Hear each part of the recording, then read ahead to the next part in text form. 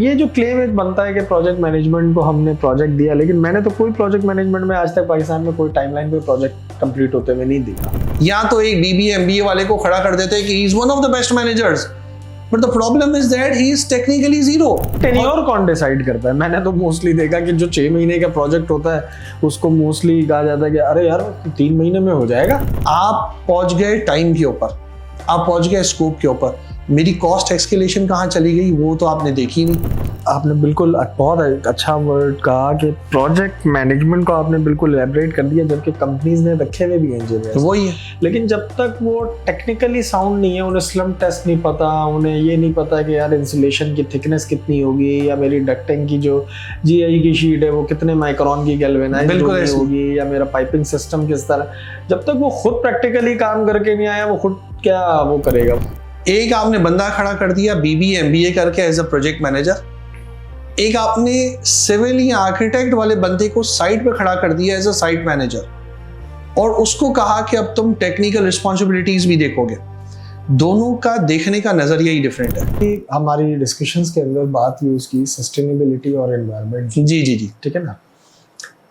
Sustainability को एक architect और उसके एनवायरनमेंट को एक आर्किटेक्ट वो किस तरह से अपने डिजाइन के अंदर अमलगमेट करता है या अपनी फीलिंग के अंदर, वो एनवायरनमेंट आप किसे कहते हैं? आप उसे एक ट्री को कहते हैं, आप एक सनलाइट को कहते हैं, आप किस चीज को कहते हैं? एनवायरनमेंट से मीन क्या है? एनवायरनमेंट क्या क्रिएट कर रहा है? सस्टेनेबिलिटी क्या है? Excellent excellent. देखिए सबसे इम्पोर्टेंट मैं ये बताना चाहूंगा कि orientation of wind and sun plays a very vital role in your design component. Either that is a pre-built building or a new design building. In both the aspects, the orientation of wind and sun is more important. And because of that, shade, shadows, and even the light, everything is dependent upon it. इसमें से sustainability आएगी। पहले तो हम ये समझते हैं। इसमें से निकली। ठीक है। अगर मुझे नहीं पता कि वेस्ट किस तरफ है, या मुझे ये नहीं पता कि वेस्ट ओरिएंटेशन पे ही सूरज को फॉल करना है, मतलब जो बाय डिफॉल्ट नेचर है, और मैं किचन का डिजाइन भी वहीं बना दूं, तो मैं आर्किटेक्ट हूं? नहीं हूं, बाय डिफॉल्ट नहीं हूं। फिर मैं सेकंड नंबर पे आता हूं कि मेरी लॉन ओरिएंटेशंस, जैसे हम नॉर्मली घर डिजाइन करते हैं, लॉन की जो ओरिएंटेशंस हैं और टी स्पेसेस की ओरिएंटेशंस किस तरफ है, क्या वो भी साउथ और वेस्ट की तरफ ही इंक्लाइंड है?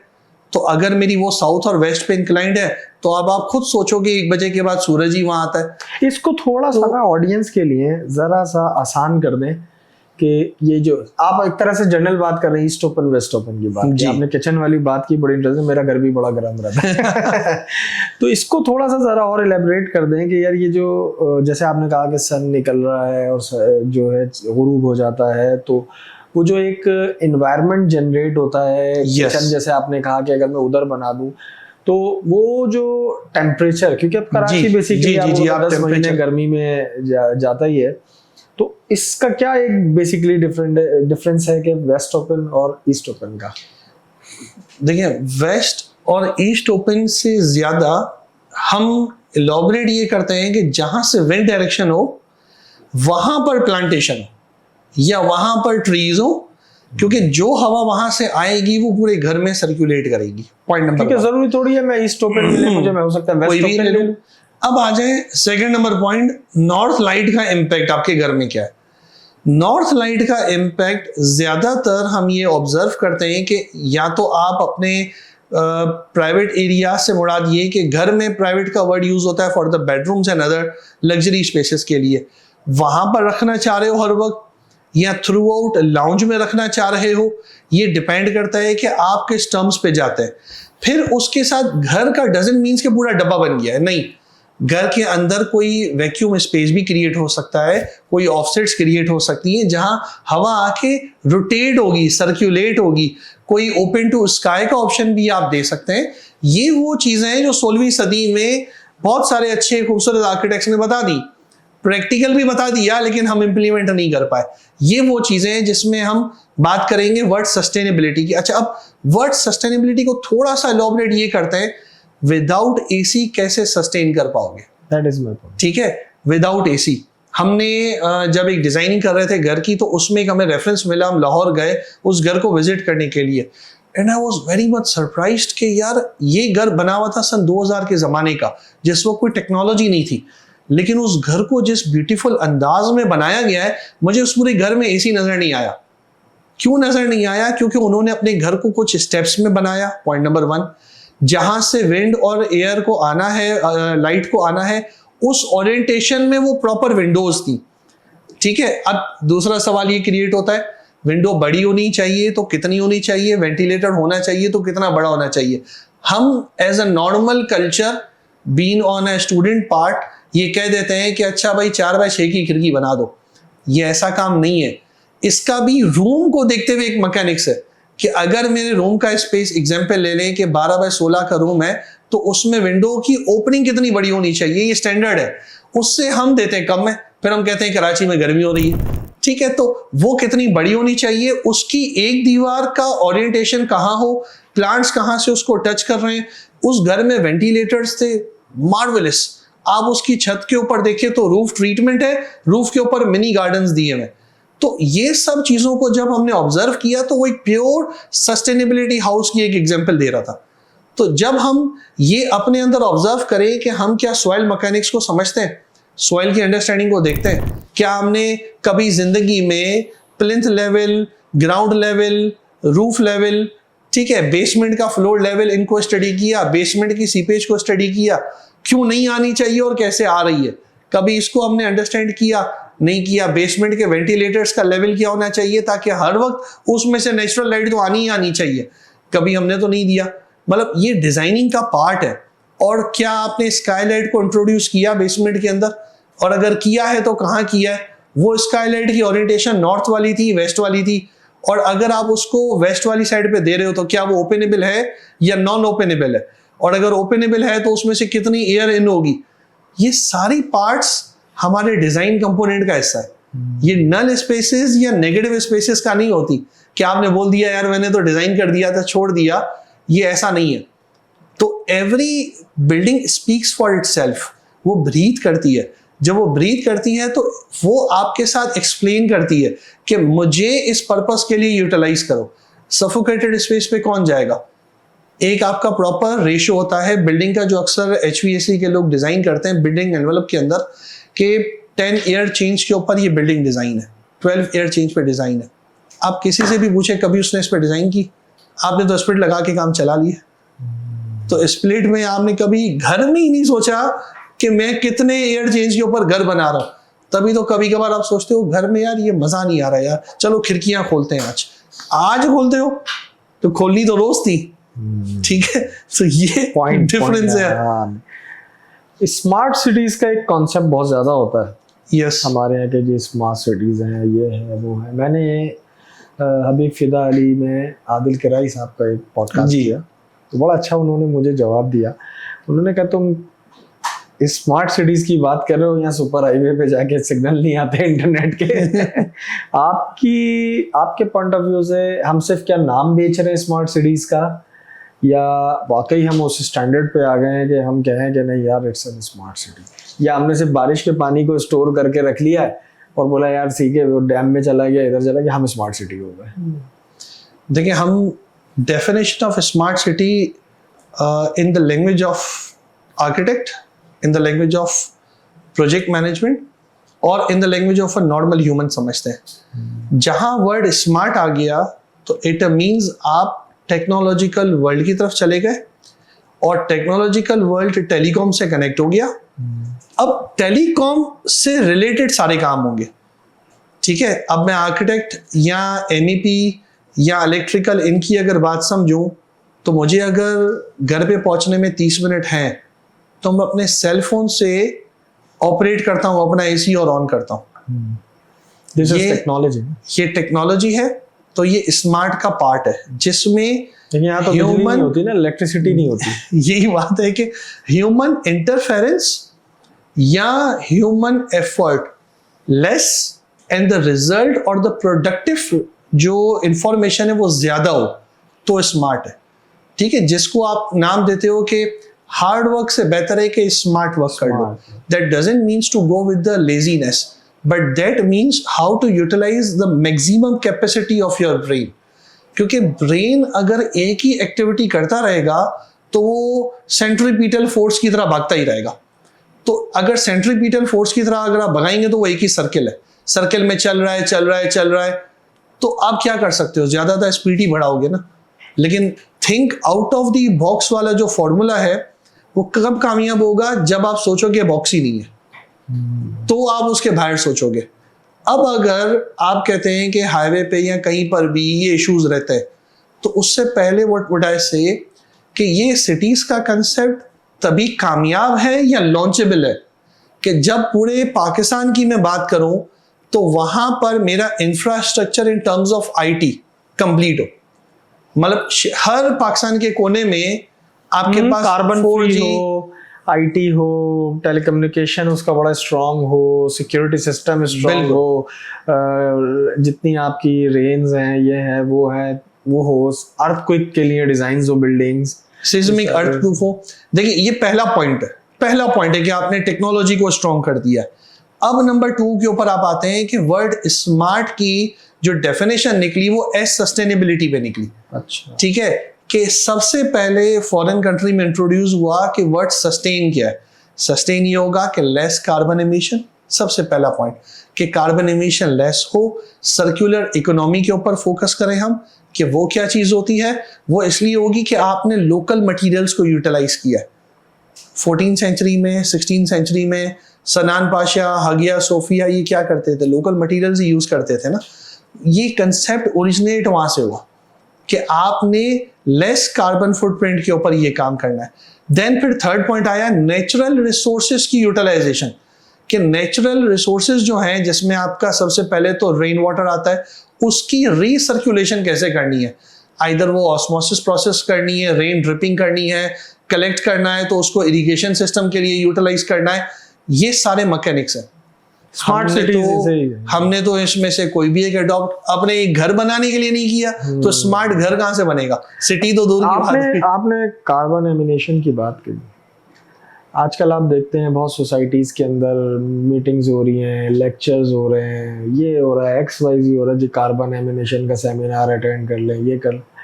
लेकिन वही लोग जो अथॉरिटी है इन चीज़ों को इम्प्लीमेंट कराने की, लाइक कंसल्टेंट्स ले लें, स्ट्रक्चर, MEP, ये सारा कुछ, यही लोग ये सारी चीज़ें कर रहे होते हैं। लेकिन जब इन्हीं से पूछो कि इम्प्लीमेंट क्यों नहीं हो रही, तो वो उस बात को लेके चले जाते हैं क्लाइंट के ऊपर कि यार क्लाइंट नहीं करना चाहता, हम तो पूरी कोशिश करते हैं, ये करते हैं। तो फिर कहीं ना कहीं फिर वही चीज़ आके बैठ जाती है कि आप जो है अपने बिजनेस के लिए इनसिक्योर है। फिर आप उस टॉपिक पे जो बात कर रहे हैं, ये क्या कॉन्फ्लिक्ट है, यानी कि आप बात कुछ कर रहे हैं, हो कुछ रहा है। देखिए सबसे पहला पॉइंट ये है कि जब मैं बात करता हूँ सस्टेनेबिलिटी या डीकार्बनाइजेशन की, ठीक है, अगर मेरे पास पूरी इंफॉर्मेशन नहीं है तो मैं इम्प्लीमेंट कैसे करूँगा। तो फिर मैं 4 बातें ही बता सकता हूँ क्लाइंट को। क्लाइंट जब 4 सवाल पूछेगा फिर मैं बोलूँगा अच्छा सोच के बताऊँगा, इतने टाइम में प्रोजेक्ट लेट हो गया, तो क्लाइंट बोलेगा यार अब तो जल्दी खत्म करो। ठीक है, ये एक पहला तो कम्युनिकेशन गैप आ गया मेरे हिसाब से। Second is a knowledge gap. ठीक है, either that could be the client part और the consultant part, even both parts, right. Third thing what I say is the practical implementation part. अगर कोई चीज के ऊपर मैं डैम श्योर ही नहीं हूं तो मैं थोड़ा सा अतराऊंगा, डरूंगा इस बात को इंप्लीमेंट करने में, कि मैं बोल सकता हूं यार फॉरेन में तो हो गई, पता नहीं यार चले या नहीं चले, तो क्लाइंट तो मुझे बोलेगा, तो यार 50% चांस है ना, तो let it be like that. यानी फिर बोल सकता हूँ वही आप वाली बात, लेक्चर तो दे दूंगा, लेकिन इंप्लीमेंटेशन में मैं एश्योर नहीं हूं। तो इसीलिए हम 3 पॉइंट्स की वजह से पीछे हट जाते हैं, being on either whatever part it is. लेकिन मैं इसकी एग्जांपल आपको ये दूं, अभी रिसेंटली मैंने एक SGS का प्रोजेक्ट किया है जो green and sustainable environment building project है। इसमें एक पॉइंट के लिए भी अगर आप प्रोजेक्ट को विजिट करें कि जहां मैं वर्ड सस्टेनेबिलिटी यूज करता था, तो ओपन एक्सपोजर मुझे दिया हुआ था कि आपको ये हमारे पोर्टफोलियो के ऊपर तमाम कंसल्टेंट्स हैं और पूरे वर्ल्ड में हमारे पास डिजाइनर्स स्पेन के थे, फिर उसके बाद टर्की, ताजिकिस्तान और आपका दुबई से जो हमारे ऑडिटर्स आए थे, इन सब लोगों ने उन चीजों की ऑडिट भी की। This podcast is sponsored by Smart Climate Solutions, Private Limited Hisense HVAC. Reimagine your solution. ठीक है, तो जब ऑडिट की तो उसमें I was very open to discuss anything with them कि सस्टेनेबिलिटी में मुझे ये इश्यूज आ रहे हैं, सस्टेनेबिलिटी का मुझे ये कंसेप्ट आ रहा है, मुझे प्रैक्टिकल इंप्लीमेंटेशन में ये इश्यूज हैं, ये प्रॉब्लम्स हैं। एक अलग से बंदा रखा गया सस्टेनेबिलिटी का, फिर एक एडवाइजर अलग से रखा गया कि नहीं अचीव करना है। तो आप ये कैसे हम परसीव कर देंगे क्लाइंट ने कभी मना किया? नहीं हो सकता, क्योंकि यहाँ तो कंसल्टेंट भी थे, क्लाइंट्स भी थे और हमने प्रैक्टिकल इंप्लीमेंट भी किया। तो यहाँ तो इट मीन्स कि अगर पूरी इंफॉर्मेशन नहीं होती तो क्या हम करते? जो कंसल्टेंट ने हमें एडवाइस किया उन्होंने कहा यार इतनी बड़ी जो बिल्डिंग प्रोजेक्ट है 2.5 लाख स्क्वायर फीट की, इसके ऊपर आपका जो कार्बन फुटप्रिंट लोगों का इटसेल्फ है, 1100 लोग हैं अंदर बिल्डिंग में, उनका अपना ही कार्बन बहुत ज्यादा होगा।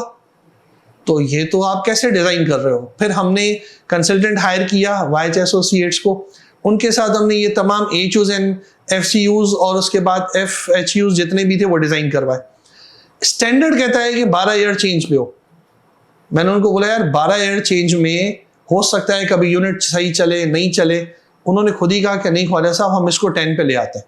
क्यों 10 पे ले आते हैं? क्योंकि ये हमारा पाकिस्तानी कल्चर है, उसको देखते हुए हम तमाम फैक्टर्स को जहन में रखेंगे, कभी प्रॉपर्ली मेंटेन हुआ नहीं हुआ, बहुत सारे फैक्टर्स हैं। हमने वो डिजाइन किया, 1150 टन का जो है वो हमने उसके ऊपर चिलर लगाया, कूलिंग टावर्स हमने लगाए, 3 चिलर्स का मैकेनिज्म उसके ऊपर लगा, यानी ये कंप्लीट एक ब्रीदिंग स्पेस बना। उसके बावजूद भी हमारे सस्टेनेबिलिटी एडवाइजर ने मुझे बोला कि छोटे बड़े से डेफिनेशन ये थी कि इवन अगर मैं बैठा हूं वर्क स्टेशन पे तो मेरे पास भी एक पौधा होना चाहिए, भले वो छोटा ही है, up to the age of 1 feet. ऐसे 5000 पौधे लगाए, 5000, और छत पे नर्सरी अलग बना दी कि हमने कहा अब जहां भी नीड होगी उस नर्सरी से यूटिलाइजेशन हम करेंगे। तो इंप्लीमेंट तो किया ना। 2016 में सुरती एंड पार्टनर्स वालों ने एक अपनी सस्टेनेबिलिटी की बिल्डिंग बनाई, उनको भी तो अवार्ड मिला ना। I was the part of that building. ठीक है, तो अब आप सोचें कि जब एक क्लाइंट वहां कर रहा है, एक क्लाइंट यहां भी कर रहा है, और जब यहां पर जाने के बाद फिर हम एज सर्टिफिकेशन पे भी जा रहे हैं। आप HBL की बिल्डिंग देख लें, HBL micro finance, Hunza, Gilgit, इन जगहों पे जो ओपन हुई है, ये लीड सर्टिफाइड बिल्डिंग्स है। तो वहां भी तो क्लाइंट कर रहा है। तो क्लाइंट को जब तक मैं नहीं बताऊंगा एज अ कंसल्टेंट, तो क्लाइंट इंप्लीमेंट क्या करेगा? वो तो हायर ही आपको कर रहा है एडवाइजिंग के लिए, बताने के लिए, और हम वो अपना काम खुश असलूबी से अगर अदा नहीं करते तो प्रॉब्लम फिर हमारे साइड पे ना, कहीं और तो नहीं है ना। एक आपकी बात से जो आपने भी कहा कि हम कोशिश कर लेते हैं या वो कोशिश नहीं करता कोई, जो भी एक बात है, लेकिन एक और इस बात के अंदर क्वेश्चन आता है दिमाग के अंदर, जहन के अंदर, वो ये आता है कि हमारे पाकिस्तान के अंदर टेक्नोलॉजी को बड़ा लेट अडॉप्ट किया जाता है। जैसे अगर आप मुझसे बात करें VRF टेक्नोलॉजी की, जी या जी, आप मुझसे बात करें रीबार कपलर्स की बात कर लें, या आप प्रोडक्ट्स की बात करें, प्रोडक्ट लाइन में, क्योंकि मेरा एक्सपीरियंस रहा 10-15 साल सेल्स में, तो ये एक ऐसी क्या इनसिक्योरिटी है कि दुनिया के अंदर वो चीज़ लग रही है, आप जाके बता रहे हैं यार ये दुनिया की बेहतरीन चीज़ है और ये दुनिया के अंदर लग रही है। नहीं जी, आप जब तक 5-10 साल रगड़ा नहीं खाएंगे पाकिस्तान के अंदर, तो या वो उस इंजीनियर को आता नहीं है काम, या तो उस इंजीनियर को काम नहीं आता, या उसको यही डर जिंदगी भर रहता है कि यार ये मैंने लगा दिया कुछ हो गया तो। ठीक है, इसको मैं एक सिंपल, क्योंकि आपके पास भी प्रोडक्ट्स आती होंगी ना, मैं वही आपके बता, पास भी ऐसी प्रोडक्ट्स आती होंगी जो पाकिस्तान में नहीं लगी।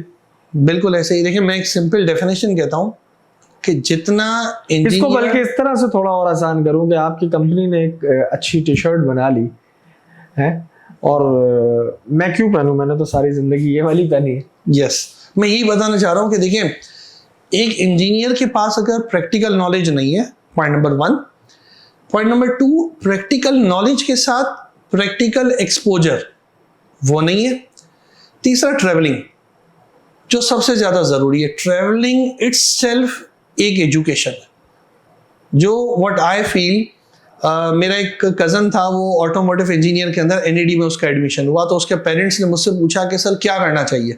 मैंने कहा आप एडमिशन दे दें, आप उसको यहीं पे पढ़ाएं।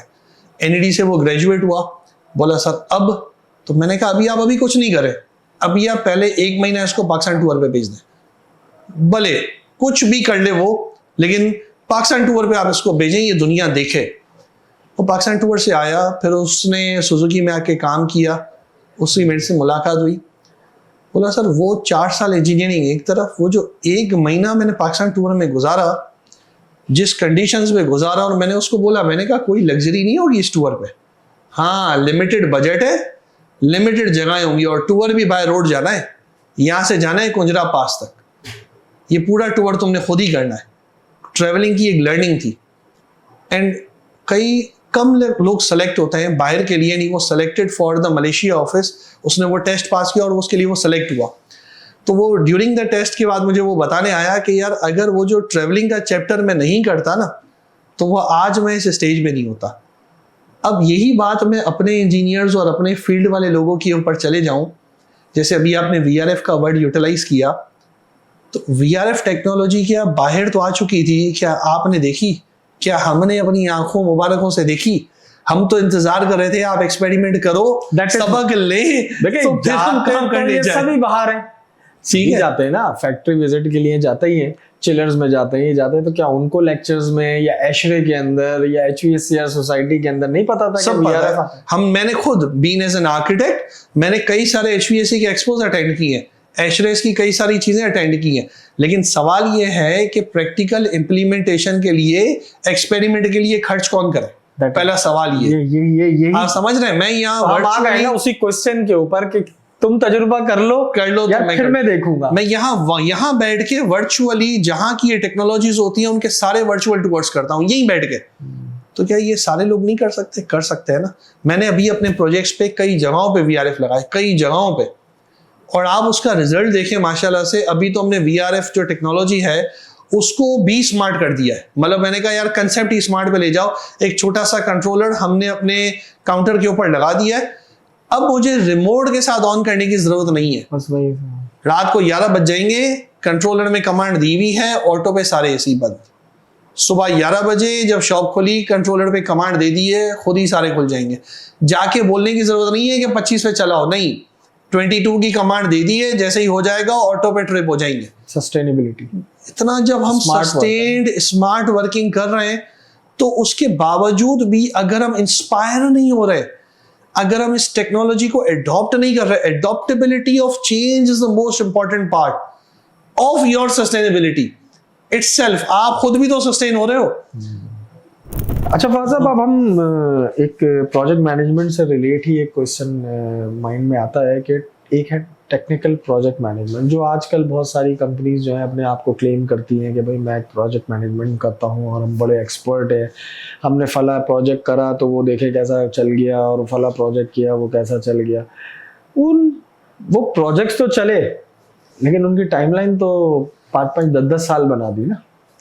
वो उस प्रोजेक्ट के अंदर कितनी ऐसी चीज़ें हुई, हम खुद उन प्रोजेक्ट्स के अंदर भी इन्वॉल्व रहे, हमें अंदाज़ा है। तो वो जो क्लेम करते हैं कि यार हमने ये प्रोजेक्ट कर दिया, लेकिन हमने तो यही देखा कि अगर कोई मेन कॉन्ट्रैक्टर वहाँ पर काम कर रहा है तो प्रोजेक्ट मैनेजमेंट का तो काम ही यही है बस कि यार इसको तो बस ये काम करा लो, बाकी 6-6, 8-8 जो छोटे कॉन्ट्रैक्टर लेके आ गए। अब जो बड़ा कॉन्ट्रैक्टर है, देखिए उसका एक एक्सपोजर है, मैनेजमेंट तो उससे अच्छी कोई नहीं जानता ना, क्योंकि वो तो एग्जीक्यूटर है। बिल्कुल ऐसे, वो तो प्लानर है, उसको पता है कि यार मैंने टाइल अगर लगानी है तो नीचे मैंने उसके स्ट्रीट पहले करनी है, बिल्कुल ऐसे, उसका मोर्टार डिजाइन करना है। प्रोजेक्ट मैनेजमेंट वाले ने तो एग्जीक्यूट ही नहीं किया, उसे तो ये पता ही नहीं है कि रेशो किस तरह से मिक्स होगा या किस तरह से मोर्टार चलेगा। तो ये जो क्लेम एक बनता है कि प्रोजेक्ट मैनेजमेंट को हमने प्रोजेक्ट दिया, लेकिन मैंने तो कोई प्रोजेक्ट मैनेजमेंट में आज तक पाकिस्तान में कोई टाइमलाइन पे प्रोजेक्ट कंप्लीट होते हुए नहीं देखा, खताबत ही देखी बस जिंदगी में। आप भी यही करते फिरते हैं? मैं इसकी वजह बता, हाँ, कि यार कोई काम खराब हो जाए तो मैं एक प्रोजेक्ट मैनेजमेंट की तरफ से लेटर भेज दूं। मैं यही बता रहा हूँ, there is a difference between a project management जो दूसरे लोग कर रहे हैं और जो हम कर रहे हैं एज अ टेक्निकल मैनेजमेंट। ये अलग है मेरी नजर में। क्यों अलग है? क्योंकि आगे चल के हम टेक्निकल एडवाइजरी की तरफ चले जाएंगे। डिस्पाइट ऑफ प्रोजेक्ट मैनेजमेंट वाला प्रोजेक्ट मैनेजमेंट ही कर रहा है। अब दोनों का मेजर डिफरेंस, पहले तो हम डिफरेंस पे बात करेंगे, फिर आएंगे उसमें प्रॉब्लम क्यों क्रिएट हुई। एक आपने बंदा खड़ा कर दिया BBA MBA करके एज अ प्रोजेक्ट मैनेजर, एक आपने सिविल या आर्किटेक्ट वाले बंदे को साइट पे खड़ा कर दिया एज अ साइट मैनेजर, और उसको कहा कि अब तुम टेक्निकल रिस्पॉन्सिबिलिटीज भी देखोगे। दोनों का देखने का नजरिया ही डिफरेंट है। एक आम बंदा जो कि छत की अगर पोरिंग हो रही हो, ये मैं लाइव एग्जांपल आपको बताता हूं, अभी छत की अगर पोरिंग हो रही होगी उसको ये पता ही नहीं चलेगा कि 1 to 4 किसको कहता है। और ऐसे सवालात मेरे पास आए थे, मैं एक प्रोजेक्ट पे इंफ्रास्ट्रक्चर का काम कर रहा था, छत की पोरिंग अभी चल रही थी, उस पे उसने मुझसे सवाल किया कि सर इसमें लिखा है 1 to 4, यानी 1 सीमेंट, 2 सैंड और 4 क्रश, लेकिन सर यहाँ ये नहीं हो रहा है, यहाँ एक सीमेंट की बोरी डाल रहे हैं, फिर एक रेती की ट्राली डाल रहे हैं और 2 जो है वो क्रश की डाल रहे हैं, तो ये तो 2 ट्राली तो हुई नहीं। लेकिन फिर मैंने उसको समझाया कि यार 1 का मकसद रेशो वाइज है। बाद में मैंने इंफॉर्मेशन जब मालूम की तो जो प्रोजेक्ट मैनेजमेंट की कंपनी थी जिसको हायर किया गया था, उसने एक या तो जूनियर बंदा होता है उसको खड़ा कर देते हैं साइड पे कि भाई तुम साइड के मैनेजर, या तो एक BBA MBA वाले को खड़ा कर देते हैं कि he is one of the best managers, but the problem is that he is technically zero. उसको तो ये भी नहीं पता कि ट्रॉली के अंदर 2.25 CFT होता है, तो वो पूछता है कि सर अच्छा CFT, यानी उसको पहले मुझे डिफाइन करना पड़ेगा, समझाना पड़ेगा। सीमेंट के बैग को वो 1 ले रहा है, तो मैंने कहा CFT में तो 1.25 होता है। अच्छा सर ये तो मुझे किसी ने नहीं बताया। तो it means there is a problem in our sites, in our companies. Why? Because we are not hiring technical managers, we are hiring project managers. Project manager सिर्फ एक ही काम करेगा, वो करेगा कोऑर्डिनेट एंड कम्युनिकेट, बस उसका और कोई काम नहीं है। तो वो जो खतो खिदाबत है वो वही कर सकता है और आगे वो बढ़ भी नहीं सकता, क्योंकि उसको तो ये समझ ही नहीं आएगी कि छत का जब पोर हो रहा होगा तो उस वक्त कौन टेस्ट और क्यूब टेस्ट होंगे। कुछ होंगे जो ऑन स्पॉट 24 घंटे वाले होंगे, कुछ 7 डेज वाले होंगे, कुछ 14 और 28 डेज वाले होंगे। जब उसने कभी वो बनवाया ही नहीं होगा तो वो आगे कैसे बढ़ेगा। अब आते हैं कि टेक्निकल मैनेजर उस वक्त क्या करेगा। टेक्निकल मैनेजर हर घंटे के बाद उस एक्टिविटी को खुद ही चेक करेगा, खुद ही इंफॉर्म करेगा अपनी मैनेजमेंट को, और वो काम रुकवा भी सकता है। स्टॉप वर्क अथॉरिटी का एक लेटर होता है जो इसीलिए बनता है कि बड़े बड़े प्रोजेक्ट्स पे ये अथॉरिटी दी जाती है वहां साइड पे जो कंसर्न बंदा खड़ा हुआ होगा। अब अगर हम उसको अथॉरिटी नहीं देते तो अगर कॉलम गलत पोड़ हो गया, अब आप थोड़ी देर टाइमलाइन पे सोचें, कॉलम गलत पोड़ हो गया, उसने खतो खिताबत कर दी, खतो खिताबत वाले बंदे ने, ठीक है ना, जो नॉर्मल मैनेजमेंट कंपनीज कर रही हैं। अभी आपको कराची में क्या पूरे पाकिस्तान में कई प्रोजेक्ट मैनेजमेंट कंपनीज मिलेंगी, वो क्लेम करती हैं कि we are the one of the best. क्यों? क्योंकि इस प्रोजेक्ट पे हमने 2500 पेजेस की डॉक्यूमेंटेशन की है। तो 2500 पेजेस का क्या फायदा जब प्रोजेक्ट में गलतियां इतनी निकली। आप पहुंच गए टाइम के ऊपर, आप पहुंच गए स्कोप के ऊपर, मेरी कॉस्ट एक्सकेलेशन कहाँ चली गई वो तो आपने देखी नहीं, और आपने आगे से मुझे जवाब दे दिया कि sir because of the market एक्सकेलेशन एक दिन का लॉस, मिनिमम एक महीने का लॉस है कॉस्ट के अंदर। आपने उसकी तो कोई बात ही नहीं की। तो मेरी नजर में बेस्ट क्या होगा कि जो टेक्निकल मैनेजमेंट कर रहा हो, और टेक्निकल मैनेजमेंट स्टॉप वर्क की अथॉरिटी रखता है, उसको पता है कि सैंड अगर है तो वो भी कितने किस्मों की है। आम बंदा मुझे बता दे 3 किस्म की आपके पास अलग अलग सैंड आएगी जिसमें क्रश का कंटेंट कितना मौजूद होगा। सबसे इंपॉर्टेंट, छत की भराई हो रही है, आपने सीमेंट कौन सा यूज करना है। ये एक प्रोजेक्ट पे मैं लाइव था, मैं एक प्रोजेक्ट की जो क्या कहते हैं पोरिंग थी, कॉन्ट्रैक्टर को इल्म हुआ कि यार इस बार जो है वो ख्वाजा साहब जो है वो विजिट नहीं करेंगे प्रोजेक्ट, इस बार दूसरे कोई इंजीनियर है क्योंकि वो मसरूफ थे किसी और प्रोजेक्ट पे, तो वो जाके करेंगे। 1-1:30 बजे मेरे पास कॉल आती है कि सर वो जो दूसरे मैनेजर आए उन्होंने तो अप्रूव कर दी है सर छत की भराई, तो आप होते तो आप तो कभी नहीं करते। मैंने कहा क्यों? बोला सर यहाँ पे तो ब्लॉक सीमेंट चल रहा है सर। तो हमने उसको बताया कि यार ये कह रहा यार सीमेंट तो सीमेंट है ना, चलाओ यार। यानी अब उस बंदे को नहीं पता कि ब्लॉक सीमेंट में, कमर्शियल पैकिंग के अंदर, नॉर्मल ओपीसी सीमेंट में, एसआर सीमेंट में फर्क क्या है। 4 कंपोनेंट्स हैं।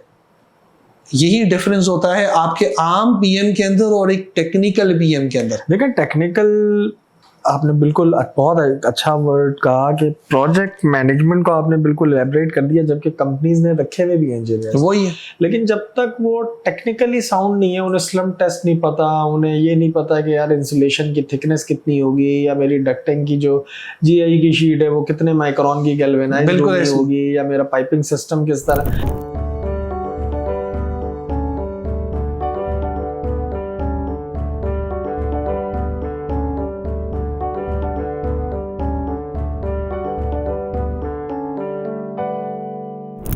जब तक वो खुद प्रैक्टिकली काम करके नहीं आया, वो खुद क्या वो करेगा, वो तो फिर खतों किताबा तो प्रोजेक्ट मैनेजमेंट ही करता रहेगा। मैंने इसीलिए आपको बोला ना कि उनको पीछे एजुकेट ही किया जा रहा है। हाँ, डॉक्यूमेंटेशन करो, डॉक्यूमेंटेशन करो, सिस्टम ना, it is a problem of the system. And the most important thing कि क्या हमारे जो ऊपर वाले जो लोग हैं, क्या वो ये फियर फैक्टर के अंदर है कि नए वाले रिप्लेस कर देंगे हमें, ये भी हो तो बेटर ये है कि इन्हें जो है वो किसी और डायरेक्शन में चलाओ, ताकि जिंदगी भर ये उसी डायरेक्शन में चलते रहे, हम किंग के किंग ही बनते रहे। अच्छा, हमने एक बहुत बड़ी कंसल्टिंग फर्म थी, उनके साथ हम काम कर रहे थे, तो मैं एक दफ़ा एक NED के बहुत बड़े PhD हैं, पढ़ा रहे थे, उनकी अपनी फर्म भी है, तो वो मुझे बताने लगे कि दानिश हम आज भी UBC 97 का कोड यूज़ कर रहे हैं। तो मैंने कहा सर आपने कुछ क्यों नहीं किया? कह लगे दुनिया तो 2009 2011 12 के कोड्स के ऊपर काम कर रही है। तो कह रहे मैंने सेमिनार्स किए, और मैंने सेमिनार्स करने के बाद जो है मैंने उन्हें एडवाइस किया कि यार 2003 पे ही आ जाओ। कह रहे वो हटने को तैयार नहीं है।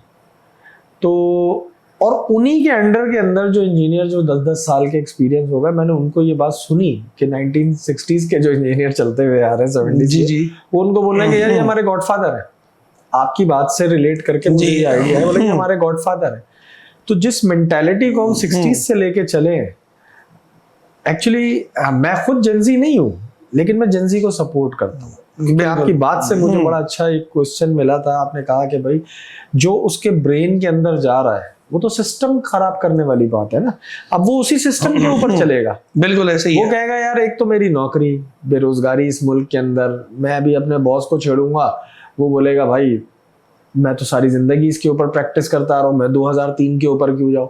तो हम शिफ्ट नहीं होना चाहते, आपको पता है ऐसे ही है।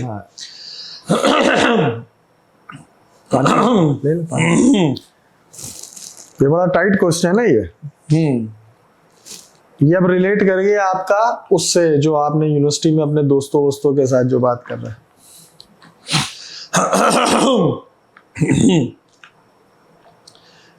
यहां पर मैं एक पॉइंट बड़ा अच्छा कोट करना चाहूंगा कि आप स्टार्टिंग जेनजी को आज की डेट में जो पढ़ा रहे हो, आप अभी स्टैटिक्स अपनी खोल के देख लें, आपको पता चलेगा कि सबसे वीक IQ ही हम सबका है, जेनजी का। क्यों है? क्योंकि आपने क्या किया, उनको भी उठाया, उनको एक चीज समझाई, समझाने के बाद आप उनको प्रैक्टिकल में नहीं लेके जा रहे हो। आप उनको बोला यार ChatGPT, जेमिनी, गूगल, याहू, इनसे सर्च मार लो, क्लाउड, परप्लेक्सिटी पे आप प्रेजेंटेशंस बना लो। तो जेनजी का जो दिमाग था वो जो एग्जीक्यूशन का चैप्टर था वो मिस कर गया, और एग्जीक्यूशन जो थी वो basically more than 60% of the project component थी। तो इसका मतलब उनका दिमाग बाकी बच गया 40%, जिसमें से वो यूज ही 10-12% करेंगे। तो ये उनकी गलती नहीं है ना, जो ट्रेन उनको ऐसा किया गया है, क्यों किया गया है कि अगर वो 60% कर लेंगे तो हमें तो उनका बहुत अच्छा ब्रेन हो जाएगा। तो जब ब्रेन बहुत अच्छा हो जाएगा तो आप जो 60 साल में रिटायर होने वाले हैं वो 50 में हो जाओगे। तो जब 50 में रिटायर हो जाओगे तो बोलोगे अच्छा मैं 51 में क्या करूंगा। तो क्या करूंगा के चक्कर में आपने उनके 15-20 साल जाया कर दिए, क्योंकि जब उनको होश आएगा तो वो 40 के हो चुके होंगे। तो जब 40 के होंगे तो बोलेंगे अच्छा हमने जिंदगी के 15 साल जाया कर दिए। तो ये जो टाइम डिलेशन का जो फैक्टर है वो बहुत जरूरी है। अब क्यों है इसकी मैं एक और एग्जांपल देता हूं। आप यूनिवर्सिटी का कोर्स उठा के देख लें। मैं उस दिन यूनिवर्सिटी में एक जगह पे था तो एक बुक सामने पड़ी थी ग्रीन कलर की, मुझे क्लिक हुआ, मैंने कहा ये बुक तो हमने भी पढ़ी थी। तो आगे से जो one of my friend is a professor in the university, he told me कि Mr. Khwaja, this is the same book which we studied, this is the same book which they are studying, and you know which book it is? तो मैंने कहा हाँ I know, this is building construction book by Arora and Gupta, written in 1910, यानी आज 125 साल हो गए, उस बुक का दूसरा वर्जन नहीं आया। ओहो। यानी अब इससे अंदाजा लगाएं कि वो, और उससे बढ़कर प्रॉब्लम, हम जो कोर्स पढ़ रहे 92 का डिजाइन किया हुआ है, ठीक है। 71 में अर्बन प्लानिंग का कोर्स डिजाइन हुआ था पाकिस्तान का। अर्बन प्लानिंग का कोर्स डिजाइन हुआ था जिसमें लैंड और ये अर्बन प्लानिंग की बात हुई थी। उसके बाद कोई मॉडिफिकेशन नहीं आई है। 2002 में आई हल्की फुल्की, तो वो कोई मॉडिफिकेशन नहीं होती है।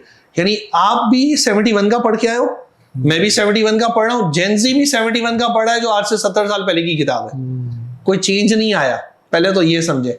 92 में आपने आर्किटेक्चर की किताबें पढ़ी जो 92 के कोर्स वाली थी। 2002 और 8 में माइनर मॉडिफिकेशन आई और 16 में आई। तो जेनजी ने ऐसा क्या काम कर दिया जो आपसे अलग है? एक्चुअली आप उनको वही पढ़ा रहे हो जो कि पढ़ाना है, आप समझते हो। यानी आप उस फूल को ऐसा बना रहे हो कि वो यही चले। आपने उन्हें खराब कर दिया ना।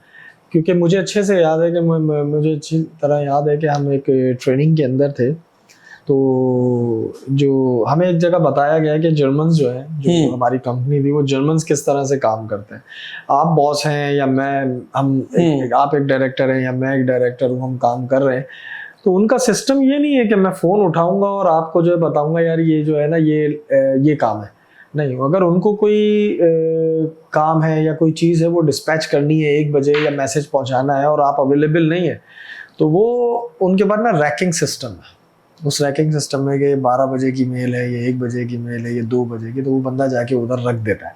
तो जिसने 12 बजे आना है उसने आपसे बात नहीं करनी है, उसने वो वहाँ से 12 बजे उठा लेना है। ऐसे ही है।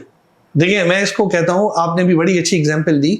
मैं कहता हूँ हमारा जो फैमिली सिस्टम होता है, family, because been as a architectural community और management community, we all belong to a family. अगर आप इसको स्टडी करो ना, तो जर्मनी वो दुनिया का पहला कंट्री है जो ऑटो पायलट पे चलता है। दुनिया का पहला कंट्री। 6 साल के बच्चे की रूटीन ऑटो पायलट है। ये सोचें आप, यानी वो बच्चा जब स्कूल से आता है तो वो माँ को ये नहीं बोलेगा कि मुझे खाना दो। उसने शूज कहाँ उतारने, बैग कहाँ रखना है, कहाँ पे पढ़ाई करनी है, क्योंकि वो ट्रेन वैसे हुए हैं। इसका मतलब बचपन से ट्रेनिंग का बहुत ज्यादा रोल प्ले था। जब यूनिवर्सिटी में हम आए, फील्ड में आए, तो ऊपर वालों ने जैसा ट्रेन किया, आप तो वैसे ही ट्रेन हुए ना, आप तो उसी ट्रेन की बोगी में ही चलते गए। तो इसका मतलब problem is not from the root, problem is from the upper side, कि वहां से जो लोग आपको ट्रेन कर रहे हैं। आप कभी इंटेलेक्चुअल प्रॉपर्टी की बात समझें, इंटेलेक्चुअल ग्रोथ की बात आप देखें। मैंने आपको स्टार्टिंग में नॉलेज सोसाइटी की एक बात बोली, सिविल सोसाइटी की बात बोली, मेरिटोक्रेटिक सोसाइटी की बात बोली। ये कहां पर है? ये उस वक्त होंगी जब हम अपने अंदर एडॉप्टेबिलिटी, चेंज मैनेजमेंट की बात सोचेंगे। तो हमने तो कभी ऐसा सोचा नहीं। हमने अपने क्या आईक्यूज को तब्दील करने की कोशिश की, तो वो हम सिस्टम में चले गए ना। देखिए, हमने जेनजी टर्मिनोलॉजी तो अपने पाकिस्तान के अंदर लेके आ गए, लेकिन उस बच्चे को हमने जेनजी बनाया ही नहीं है। जिसकी वजह से वो सोसाइटी से और सिस्टम से इतना बागी हो गया है कि वो कह तो रहा है कि यार मैं जेनजी हूँ, लेकिन मेंटली और फिजिकली वो जेनजी नहीं है, वो डिस्टर्ब्ड है। वो डिस्टर्ब्ड है। और डिस्टर्ब करने का सारा रीजन ही सबसे बड़ा यही है सोसाइटी का, कि मैं ये कभी नहीं चाहूंगा कि भाई मेरे आगे कोई आए सामने। इसके लिए आपको बहुत बड़ा गुर्दा और दिल चाहिए जी यार। क्योंकि देखिए, मैं एक बिजनेसमैन हूँ ना। अब मैंने सेल्स में बड़ा काम किया, मैंने कंस्ट्रक्शन में बड़ा काम किया, लोगों से बहुत मिला। तो मैंने जब लोगों के साथ बात करता था सेल्स के अंदर जाके, तो मैं देखता था, मैंने सबसे ज्यादा काम उनकी साइकोलॉजी के ऊपर किया। अब सेल्स यही कहती है कि अगर आप किसी की साइकोलॉजी के ऊपर, आप उसके ब्रेन के ऊपर हावी हो गए ना, तो आप बिलीव करें कि मैंने काम करना है जेनजी के साथ। आप इस बात को समझे, काम करना है मुझे आने वाली जेनरेशन के साथ, और मैं सब्जेक्ट लेके बैठा हूँ वो बाबे का कि ये मेरा गॉडफादर है। आई रिस्पेक्ट कि भाई ये मेरे उस्ताद हैं, ये मेरा सब कुछ है, लेकिन वो कंपनीज, वो सिस्टम, भाई वो चेंज होने का नाम ही नहीं लेते। वो हम तो ये नहीं कह रहे कि तुम एज डायरेक्टर हट जाओ भाई। आपने कहा ना कि वो खुद आना चाहते हैं कि यार मुझे ओवरकम ना कर। ये जो एक इनसिक्योरिटी है इन लोगों के अंदर, मैंने तो जितने लोग, आप यकीन करें, एंटरप्रेन्योर देखे हैं कंसल्टिंग फर्म में, इसमें उसमें, उनको बड़ी मेहनत करके अपने आप को निकाला, वरना वो सिस्टम से निकल नहीं पा रहे थे। और सबसे इंपॉर्टेंट बात, फिर वो सिस्टम उनको काम नहीं करने देता। अब देखिए, इसके में मैं बात करता हूँ लीडरशिप स्किल्स की। बहुत ही कम सेलेक्टेड लोग होते हैं जो लीडरशिप स्किल्स की तरफ जा रहे होते हैं। वो चाहते हैं कि आपके अंदर से कोई चीज़ एक्सप्लोर की जाए, आपको सही डायरेक्शन दी जाए। क्योंकि देखिए, आपका टीचर हो या आपके कोलीग हो या आपके इमीडिएट मैनेजर्स हो, they should act as a leader, and the leader is one who inspires others. If your personality is going to inspire others due to any reason, so that is the pure definition that you are a leader. But if it acts as an instructional point of view, only a doability, then you are just a simply boss.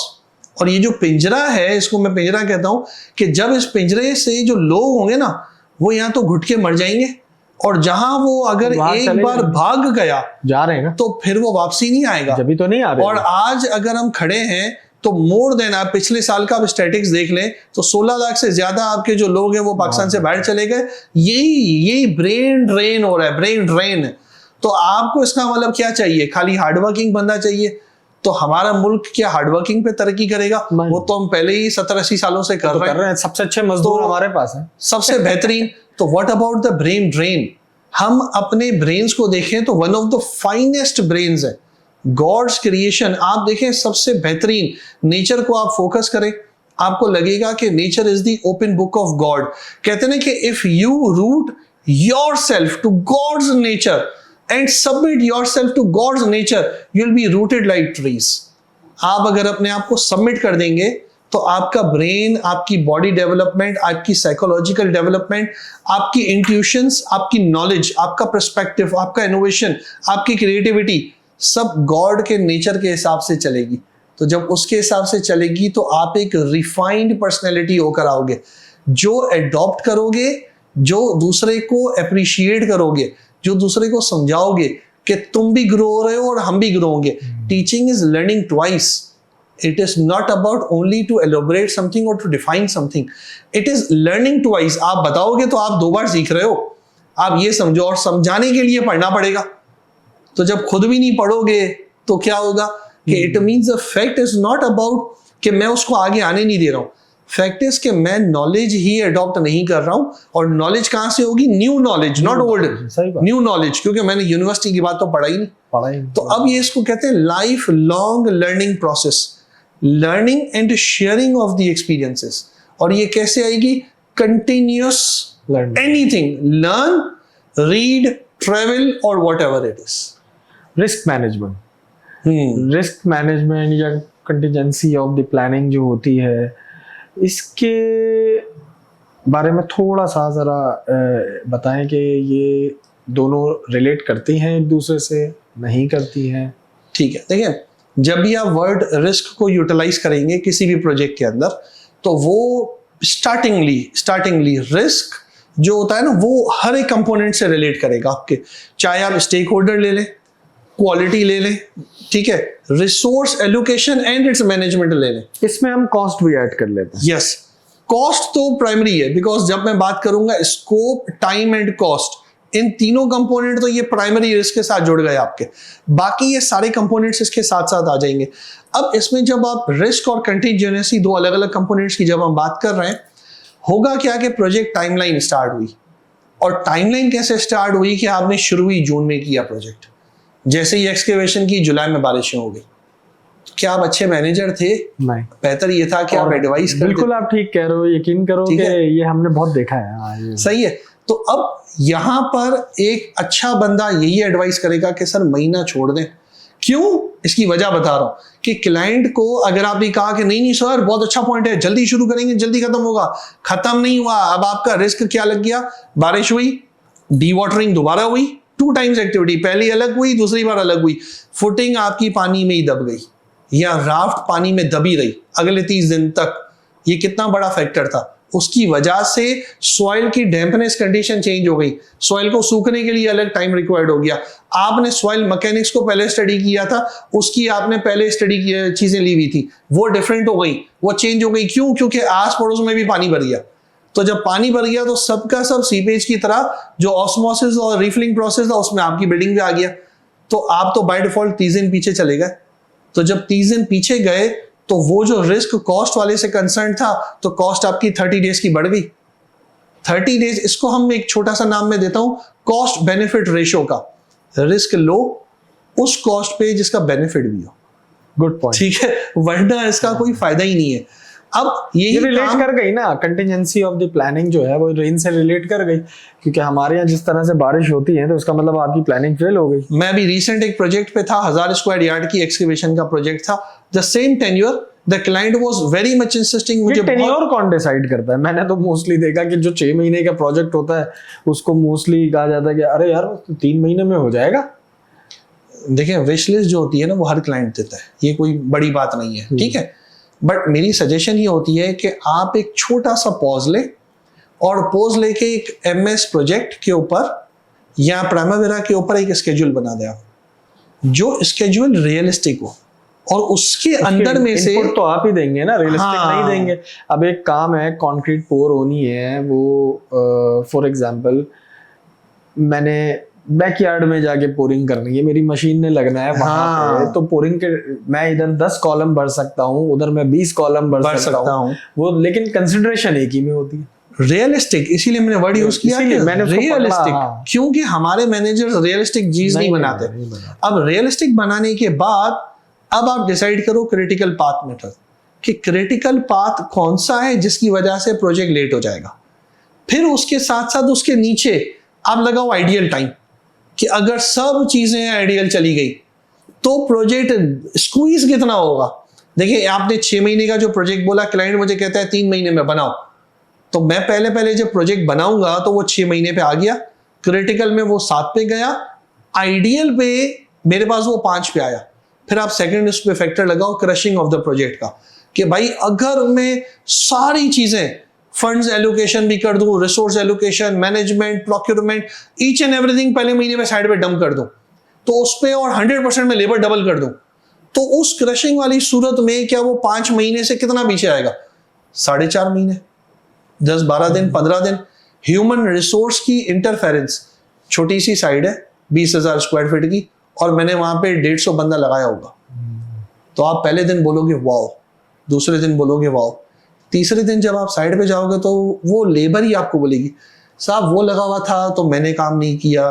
तो मेरे जो working hours है, अब मैं उस पे आता हूँ वर्किंग आवर्स पे, ह्यूमन रिसोर्स 150 बंदा लगाना वाज नॉट अ प्रॉब्लम। आप देखो बीइंग ऑन द क्लाइंट, मैं ये सोचूंगा 150 बंदा साइड पे, वेरी गुड, लेकिन अब आ जाओ आप एज अ कॉन्ट्रैक्टर और as a technical manager, 150 people multiply by 10 घंटा, ये हो गया 1500 आवर्स। अब 4 दिन तो 1500 बड़े वीआईपी थे, लेकिन 5वें दिन क्या हुआ कि उसमें से कई लोग ऐसे थे जो 6 घंटे काम कर रहे हैं, क्योंकि उनका काम हर्डल डिस्टर्ब्ड हो रहा है दूसरों की वजह से। तो एक्चुअली लगे हुए 150 बंदे ही थे, लेकिन काम की जो एनर्जी थी वो 1000 घंटे पे थी। तो ये किसका लॉस है? 500 घंटा लॉस किसका है? पहले तो ये सोचे। अब तो ये कभी कोई सोचता ही नहीं है। ये जो आपने अभी रिस्क और कंटीजेंसी की बात की, इसमें ये फैक्टर शामिल होता है कि मैं कितना भी क्रशिंग कर लूं उस फैक्टर से मैं नीचे नहीं आ रहा। हाँ, अब आप बोलो चलो मैं अल्टरनेट साइड मेथड कर लेता हूं, फैक्ट्री में काम कर लिया, आउटसोर्स कोई काम बना दिया, कितना करूंगा?